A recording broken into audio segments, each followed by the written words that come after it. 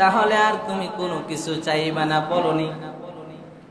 ফায়াকুলু লাআল্লি, তারপরও আল্লাহ কেমন দয়ার রব, আল্লাহ রাব্বুল আলামিন বলেন লাআল্লি ইন আদনাইতুকা মিনহা, ও বান্দা আমি যদি তোমাকে ওই গাছের কাছে পাঠায়া দেই, ওই গাছের ছায়া দান করি, সালতানি গয়রাহা, আর কিছু চাইবানি?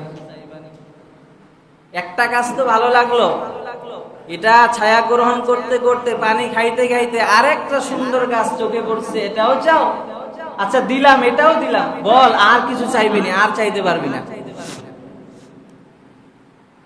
জাহান্নাম থেকে বের করে দিলাম, এখন রোদ লাগে, একটা গাছ দেখতে পাইছো, এটাও নিবা তুই?